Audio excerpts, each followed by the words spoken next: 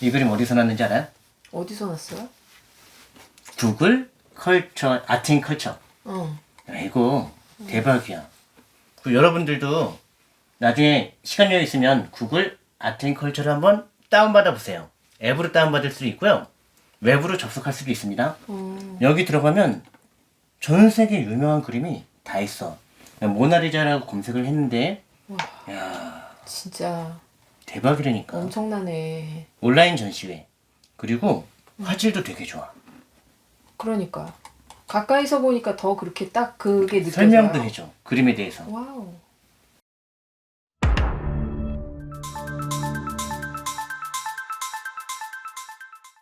(1911년 8월 22일) 파리 루브르 박물관에서 모나리자가 사라졌습니다. 프랑스 정부는 모나리자의 해외 유출을 막기 위해 국경을 폐쇄했고 모나리자를 훔친 용의자로 피카소와 프랑스 재벌들을 조사했습니다. 2년 뒤 모나리자를 훔친 도둑 페루자가 잡혔고 모나리자는 루브르 박물관으로 돌아왔습니다. 이 사건으로 모나리자는 지구상에서 가장 유명한 그림이 되었고 매년 수백만 명의 사람들이 모나리자를 보기 위해 루브르 박물관을 방문하고 있습니다. 안녕하세요. MD용의 그림 홍익대학교 교양학부 홍인숙 교수님과 함께하고 있습니다. 모나리자입니다. 알고 있죠? 네. 모나리자는 지구에서 가장 비싸고 유명한 그림입니다. 이 그림의 가치가 얼마 정도 될 것 같아요? 잘 모르겠는데요. 뭐 가치 책정은 할 수 없지만 대략 5조 원 정도 된다고 합니다. 5조 말이 되나요? 잘 감이 안 오는 액수죠. 근데 5조면 굉장히 비쌀 것 같은데 매년 모나리자를 보기 위해 루브르 박물관을 방문하는 사람들이 1,000만 명 가까이 된다고 합니다. 모나리자로 1년에 1,500억의 매출을 올린다고 해요. 그 정도 매출이면 5조 원, 뭐 비싸지 않은 가격입니다. 그런데 모나리자가 도난 사건 때문에 유명해졌다는 사실 알고 있었나요? 이번에 들어서 알게 됐죠. 당신은 이걸 어떻게 알게 됐나요? 우리 어렸을 때 어깨동무, 소년중앙 그런 월간 잡지가 있었거든요. 뭐 별 시답지 않은 내용을 다뤘어요. 뭐 외계인의 존재, 아니면 세계 전쟁사, 고대 로마사, 과학상식. 그 월간지를 통해서 저도 모나리자 도난 사건에 대해 알게 되었어요. 그런 이야기 아까 나한테 들려준 이야기 한번 다시 재밌게 해주세요. 정말 재밌었나요? 그냥 이렇게 풀면 또 재미없을 아니야. 텐데. 나 정말 재밌었거든요. 그래서 그럼 다시 한번 해달라고. 해볼까요? 네, 해주세요. 1911년 8월 20일 파리 루브르 박물관에서 모나리자가 도난당했어요. 그림이 사라진 자리가 신문에 실렸는데 보이죠? 네. 그런데 자리가 좀 좁은데요? 뭐지 이게? 모나리자의 그림 크기는 여러분이 생각하시는 것보다 훨씬 작습니다. 77cm, 53cm. 크지 않은 크기죠. 우리 액자보다 작네요? 그렇죠. 1800년대 신문에는 사파가 실렸어요. 본 적 있죠? 네. 남북전쟁 신문 같은 거 보면 그림으로 이렇게 그려가지고 당시 상황을 설명하잖아요. 그런데 1900년대에 들어서면서 인쇄기술이 발달했고요. 이 당시 신문에 모나리자 도난 기사에 모나리자의 흑백 사진을 실었어요. 그러니까 사람들이 신문으로 이 명화, 유명한 그림을 사진으로 처음 본 거네요. 맞아요. 그 당시에는 사진이 없었으니까 그림을 보려면 레오나르도 다빈치는 당연히 다 알지. 모나리자도 들어봤을 수도 있어. 근데 그 그림이 어떻게 생겼는지는 몰라요. 직접 박물관에 가서 보기 전엔 알 수가 없는 거야. 그런 게 있다더라. 그런데 그걸 사진으로 처음 본 거고요. 게다가 한번 사진 봐봐요. 모나리자는 흑백 사진빨을 정말 잘 받았어요.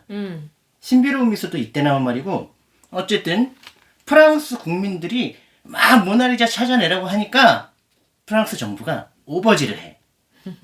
모나리자 해외 유출을 막겠다고 국경을 폐쇄하고 피카소, 시인 누구더라? 기욤 아폴리네르 이름도 이상해. 어려워. 이런 유명인들과 재벌들까지 구금하고 조사를 했어요.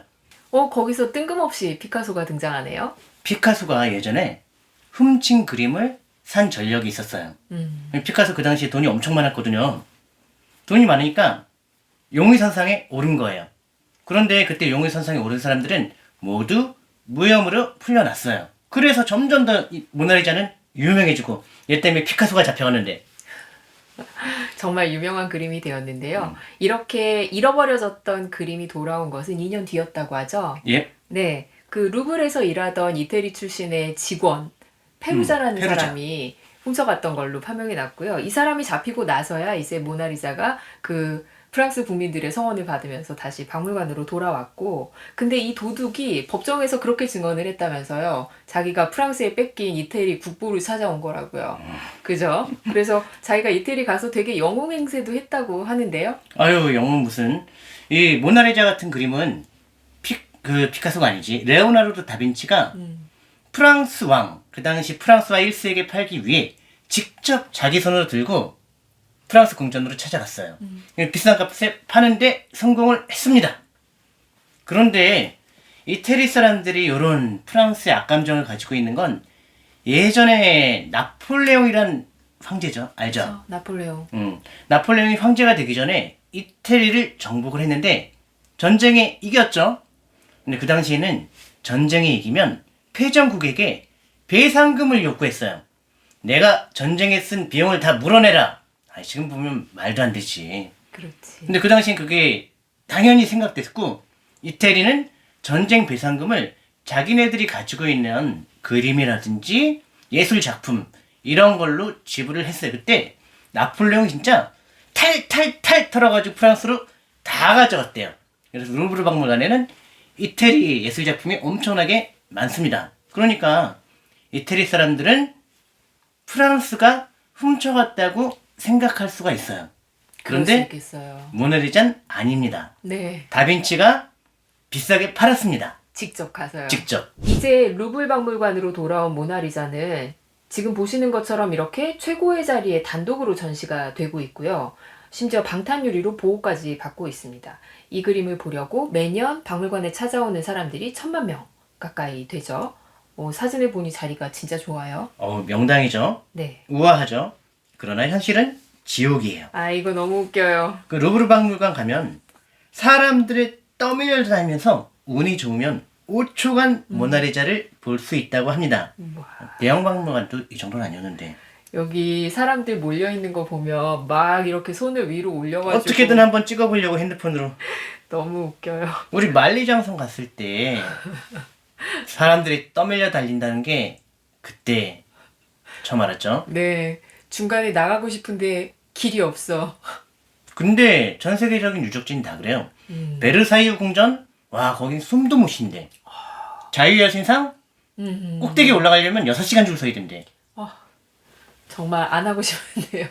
사람 많은 데는 가기 싫어요. 네, 맞아요. 그런데 또 유명하니까 안 갈 수는 없고 이게 약간 갈등이 되지 않나요? 모나리자 도난 사건에는 더 재미난 얘기가 있어요. 약간 썰의 영역인데 3명의 등장인물이 있습니다. 그림을 훔친 페루자, 사기꾼, 이름 한번 보자. 발피에르노 사기꾼이고, 도둑 사기꾼 나왔죠. 그리고 화가 이브 쇼드롱이란 화가가 등장합니다. 도둑과 사기꾼과 화가. 자, 그런데 여기서 팩트만 얘기하면 이브 쇼드롱이란 화가는 모나리자 카피를 30개를 그렸어요. 네. 그리고 사기꾼은 그 30개 중에 6개를 판매를 했어. 신기하지 않나? 누구한테 팔았을까? 누구한테 판 거예요? 몰라요. 여기까지는 팩트고 법정에서 6개를 팔아가지고 유죄 선고를 받았는데 누가 샀는지 공개를 안 했어. 그거 참 진짜 궁금하잖아요. 어떤 사람이 사갔을지. 되게 거물급 아니면 돈 있는 사람이 샀겠지 뭐. 그렇죠. 그 사람들은 다 진품인 줄 알고 샀을 거 아니에요. 진품인 줄 알고 샀겠지. 그러면 어마어마한 자산가들이거나 명사거나 이런 사람들이었을 것 같네요. 법원에서 판결은 간단하게 나는데 이 사건에 살을 붙이면 사기꾼이 페루자를 살살 부추겨요. 뭐 하자고? 모나리자를 훔치자고. 뭐 어떻게 부추겼는진 기록이 남아있지 않아요. 일단 부추겼다고 합니다. 그런데 페루자는 모나리자를 훔치는데 성공을 해. 이게 웬걸?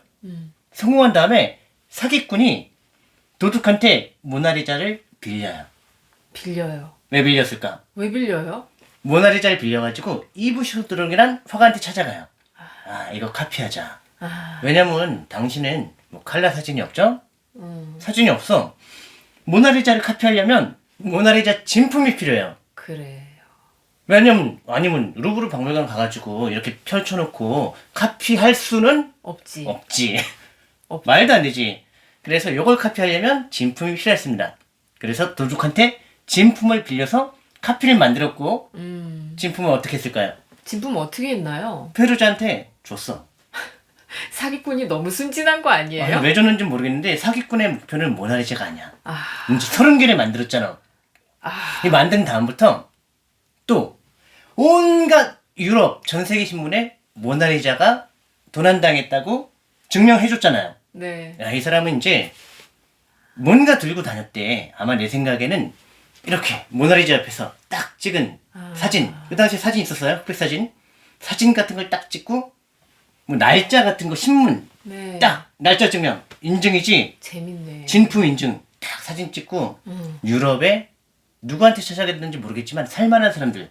와, 누굴까? 유명한 사람들. 돈 많고 왕? 그렇죠. 공작? 아니면 백작? 그렇죠. 엄청 높은 그 정도. 신분에. 그런 사람들을 찾아다녔대요.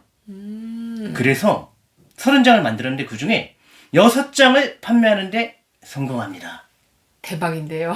창조경제 아닌가요? 한 장을 6점. 훔쳐가지고 6장을 팔았어. 이 말이 되나? 6점 그거 산 사람들 알려졌어요? 아니요. 법원에서 공개를 안 했습니다. 그거 알려지면 안 되는 사람들인가 봐요. 보호하려고 했나 봐. 그런가 보네요. 누굴까? 너무 궁금한데? 구글 검색해도 안 나오던데? 이야, 진짜 궁금하다. 그렇게 6개 판 것까지는 좋았는데 2년 뒤에 페루자가 띨띨하게 하다가 체포된 거야. 체포되면서 그때 모나리자 진품도 나왔습니다. 아, 그 모나리자 진품이 나왔을 때 가장 충격 먹은 사람들은 누굴까? 모조품 산 사람들. 그림을 산 6명의 정체를 알 수 있는 재벌 또는 귀족. 너무 허무했겠어요. 그 다음에 이제 이 사람들이 복수를 하려고 했나 봐. 페루자가 잡힌 다음에 이 사기꾼이 경찰에 잡힙니다. 열받았겠지. 그 사람들 너무 안 됐어요. 근데 뭔가 통쾌하지 않아요? 네, 그런 면도 약간 있어요. 궤도 루팡 느낌이 나. 좀 그러네요. 모나리자에 재미있는 비밀이 있다면서요. 뭐 음모론도 많지만. 이 모나리자 유화잖아요. 유화는 특징이 그리면서 계속해서 덧칠을 할 수 있다는 거거든요. 잘못 그린 부분, 마음에 안 드는 부분, 뭐 고치고 싶은 부분, 그런 부분을 그 위에다가 다시 덧칠을 하면 감쪽같이 새로 칠하게 된 그 부분이 보이게 되거든요. 그림이 점점 두꺼워지겠네요? 좀 두꺼워지죠. 하지만 정말 감쪽같이 보는 사람의 입장에서는 그렇게 새롭게 보이는데 이 모나리자를 이해하기 위해서 50년대부터 과학자들이 과학기술 발달한 후에 이렇게 분석을 했습니다. 어떤 흔적들이 안쪽에 남아있는지 어떻게 다빈치가 고쳤는지 알아보려고 했는데요. 그래서 뭐 엑스레이도 갖다 대보고 적외선 반사도 해보고 MRI 같은 것도 찍었나? 그거 촬영했다고 하네요. 2015년 기술이 발전하면서 과학자들은 모나리자의 모든 층을 양팔 껍질처럼 벗겨내고 재조합을 했습니다.